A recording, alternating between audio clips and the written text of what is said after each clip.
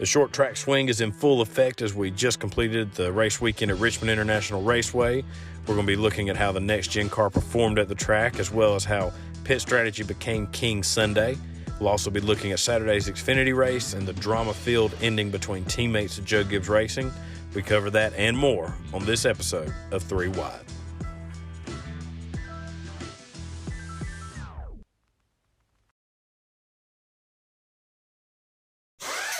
So one of the big things coming into this weekend was if the next-gen car would change any of how the racing is done at Richmond Raceway, as we have seen at other tracks so far this season. Before we could get to that on Sunday, we had the Xfinity race on Saturday, and it was, your typical Richmond race. Not a whole lot of cautions, some pretty long green flag run stretches. You had John Hunter Nemechek and Ty Gibbs on the front row, and really the whole race would kind of center around them. They were the dominant two cars of the race. You did have Ryan Preece, who started in sixth place for BJ McLeod Motorsports. My pick for the race was John Hunter, but I definitely was going to keep an eye on Preece. He's a good driver, can make the most out of whatever equipment he is in. So I thought he could definitely be a dark horse in that BJ McLeod Motorsports car. It was a quiet stage one. Everything kind of stayed green. You had John Hunter Nemechek take control of the race and win the stage with Noah Gragson second, Josh Berry third. AJ Allmendinger was in fourth, followed by Ty Gibbs in fifth. Ryan Sieg sixth. Parker Retzlaff making his second start of the season for Ryan Sieg's team. He finished in seventh. Brandon Jones was in eighth, followed by Austin Hill in ninth and Sam Mayer in 10th. For Noah Gragson, though, this was pretty much the high point of his race. It went downhill from here for him. He had trouble. He had blew a brake rotor in the start of stage two. He put up on his Twitter page that a brake line had actually gotten cut on lap 30, and he was still able to finish a solid second in stage one. So he had a bit of a rough go of it. He wound up finishing in 21st place. So for all that's said and done, with the cut brake line, brake rotor broken, so that had to be replaced. They were still able to salvage a pretty decent finish for that team. Stage two, it was pretty much the same outside of that. You had this time Ty Gibbs taking the stage win with John Hunter Nemechek second, Josh Berry in third, followed by Ryan Sieg in fourth, AJ Allmendinger in fifth. And you had Anthony Alfredo in sixth, followed by Sam Mayer in seventh. Justin Allgaier finished in eighth. Riley Herbst in ninth, and Parker Retzlaff was able to finish in 10th.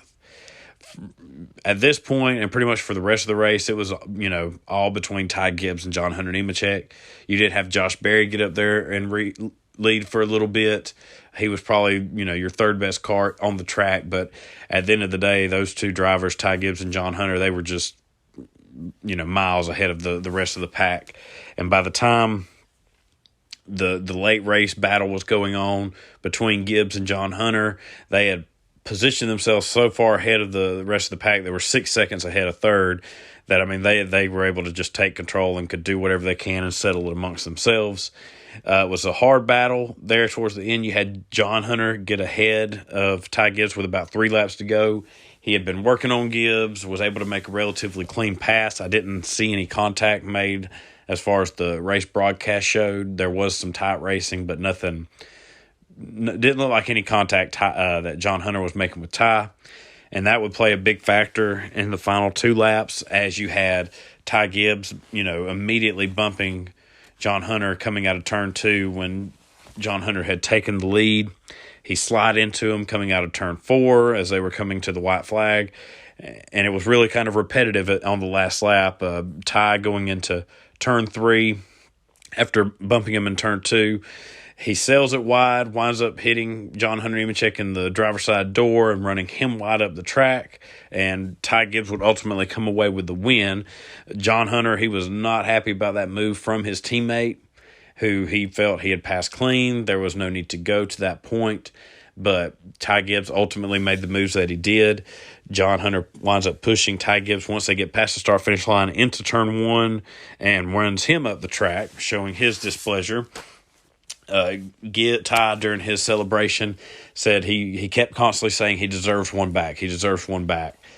Said that they were racing for the win, which are hard to come by, and he's going to do whatever he can to get the win for his team. So, can't fault him for that type of thinking. As far as, wins being hard to come by, this is his 7th win in 25 starts. So wins haven't been too hard for Ty Gibbs to get a hold of. He's in one of the top cars in the series. And if he isn't winning races, he's at least up there, top 3s, top 5s, getting solid finishes.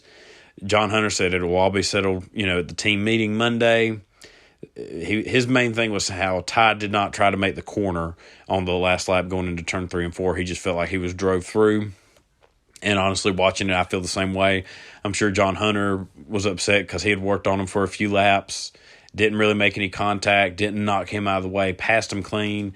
And it seems like as soon as John Hunter was clear of Ty immediately started going on the back bumper, beating and banging, trying to knock him out of the racing groove. And, this is Ty's reputation. This is what he has built up. He is an aggressive driver. He isn't afraid to use the bumper and beat and bang and ruffle some feathers. And that's all good and fine. But Ty's going to have to be able to take it as well as he can give it.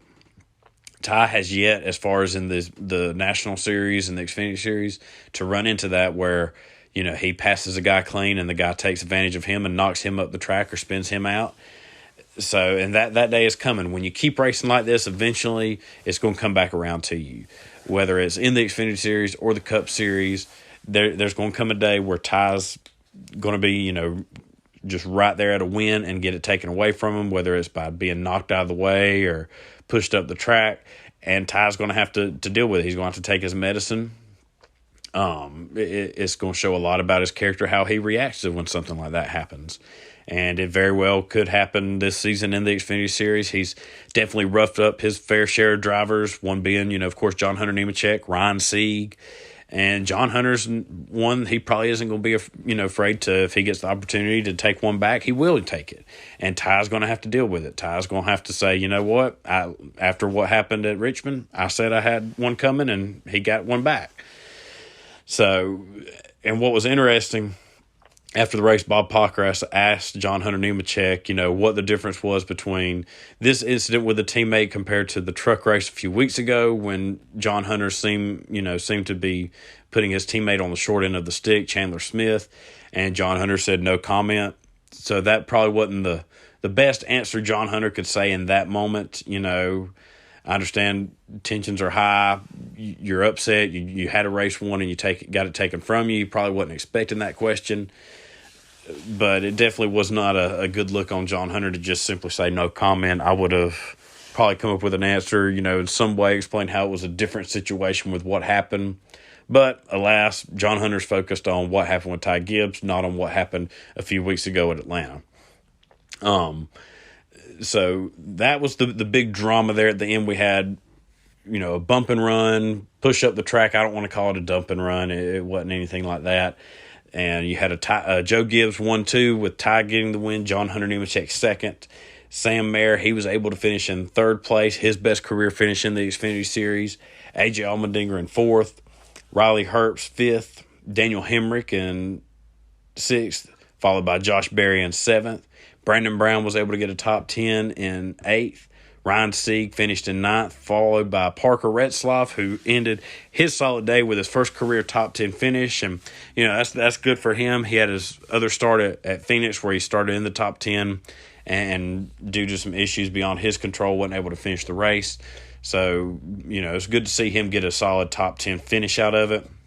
It's going to be interesting to see where the season goes from here for Ty Gibbs. He's definitely shown he is going to be the championship favorite. He's going to be someone to contend with. I think it's going to, him and Noah Gragson have kind of separated themselves as top two contenders.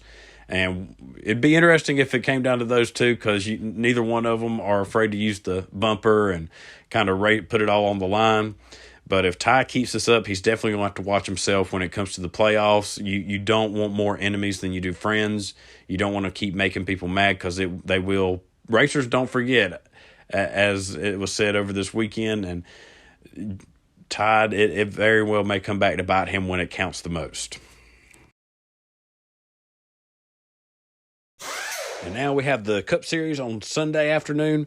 Normally this race used to be run on Saturday nights, but NASCAR has swapped around the schedule to where now it's run on Sunday afternoons. And I feel like that's better for this track. It just seems to be better in an afternoon race. It really doesn't, make too big a difference, it seems like, between the night and the daytime at this time of the year.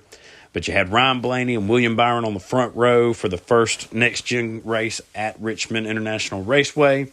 The big question of the day was, could Toyota finally break through and have a big day after their struggles they've had this season?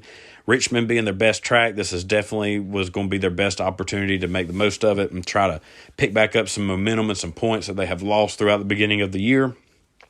Like the Xfinity race, it was a quiet stage one.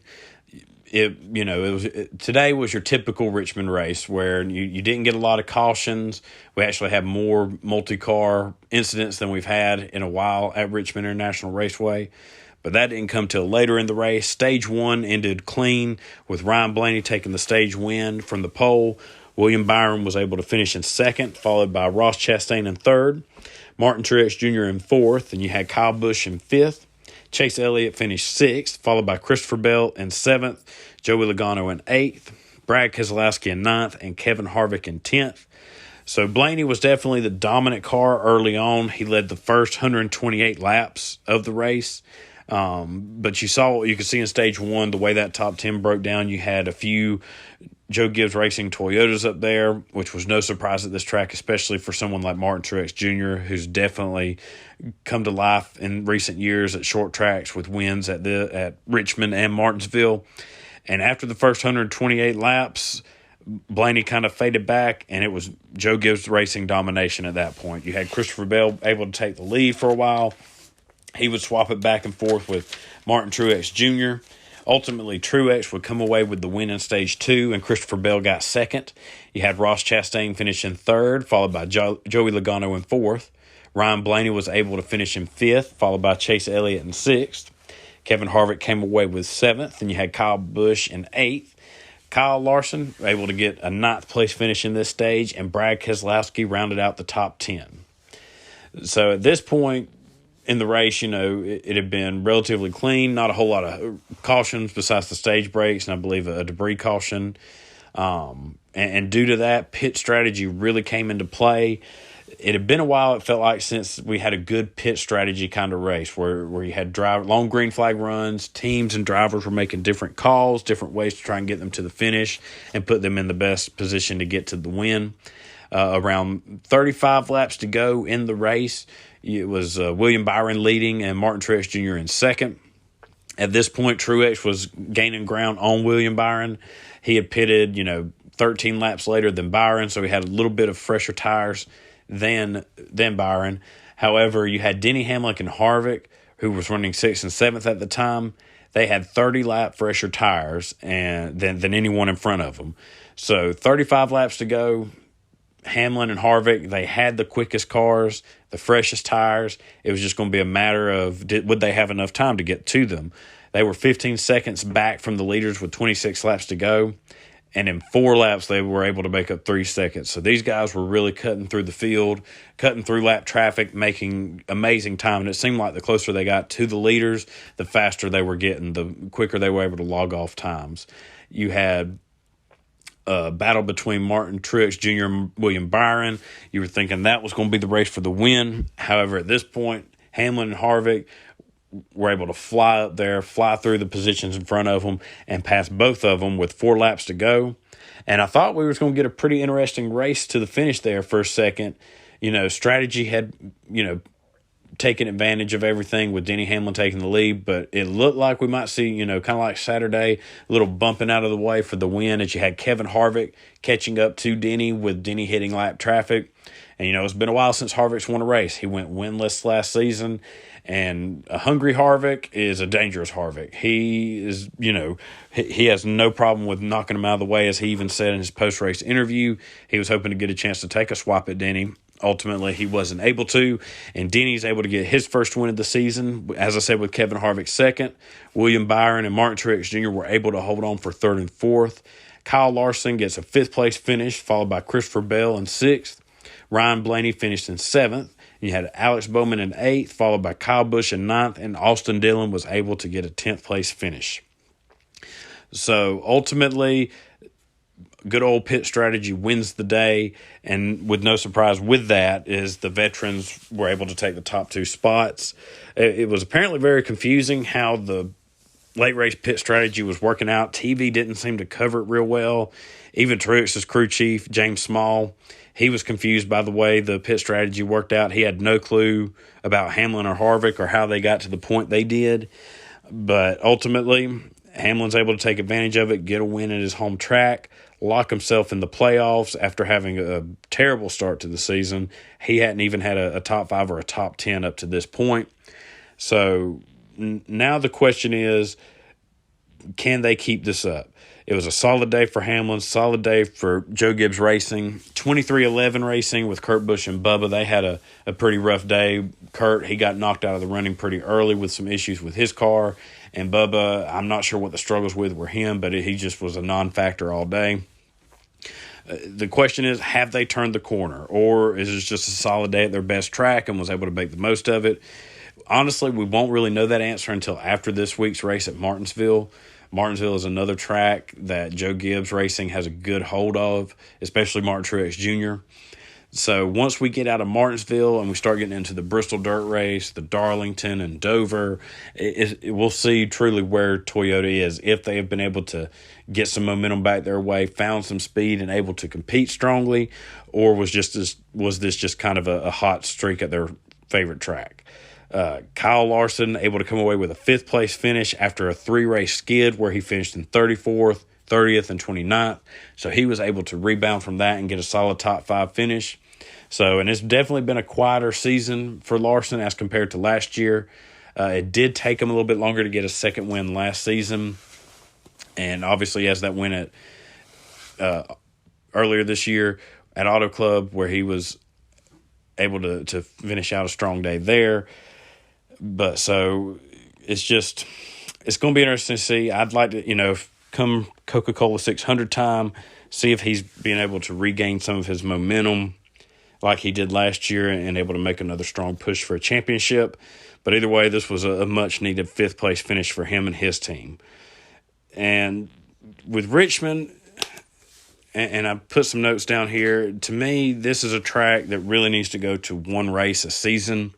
I don't think it is worthy of having 2 races. It's just not, to me, a good enough quality race to go there twice.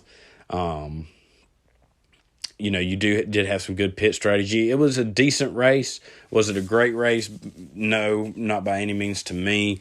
It was refreshing to see, a good old pit strategy race there at the end. But I just don't think this track is necessary to go there twice in a year. Kind of like I don't think Kansas or Phoenix, they should be going there twice. Take the opportunity to take some of these races away and either give the drivers an extra off time or try and hit new tracks, hit different tracks. You're wanting to, bring back Nashville Fairgrounds. Something's going to have to get cut, So I think Richmond is definitely one that needs to go. And like I said, I wouldn't mind seeing Phoenix lose a race, but right now the 2023 schedule will probably be out. Normally they let it out around late April, early May, so it'll be interesting. I know Ben Kennedy was really been harping on doing a complete revamp of the schedule starting next season, so it's going to be interesting. We can start kind of talking about what that schedule will look like, what new tracks are we going to, what kind of shuffle is there going to be. So, and as I was saying about this race, it may not have been exciting as like most of the season as far as last lap drama and beating and banging, but it's not to take away from it. It was still a solid race with the pit strategy compared to previous races, minus last year's spring race where Bowman was able to sneak through and get a win. Richmond normally is not known for their exciting beating and banging finishes like Bristol or Martinsville. So I would still give it a pretty solid race day.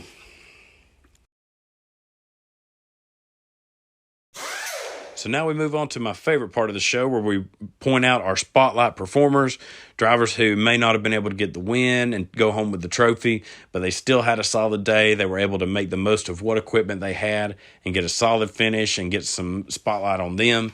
For me in the Xfinity Series, it has to be Parker Ratzlaff, who started and finished in the 10th position. This was his second start for Ryan Sieg's racing team. He was able to start 6th at Phoenix, as I said earlier, but he had fuel pump issues, wasn't able to make it to the checkered flag that day. However, today he was able to get it done, get a solid finish, just a top 10 in his second career Xfinity start. And it wasn't a fluke top 10 finish either for him. He had ran in the top 10 and top 15 all day at Richmond. And if he keeps, making the most of these starts that he gets with Ryan Sieg's team, getting solid top 10s, top 15s, I don't see why it shouldn't get to a point where he has a good opportunity to race in the Xfinity Series full time, maybe even for Ryan Sieg's racing team. I think that would be a good fit for him and could definitely start building up his stock, maybe get some eyes on him. He's a young kid like Ty Gibbs, so he may not have as much hype around him, but he definitely is got to be turning some heads with the finishes and the runs he's getting in this team. So who knows what the future holds for him. Hopefully he gets a solid chance and look forward to seeing how his career progresses.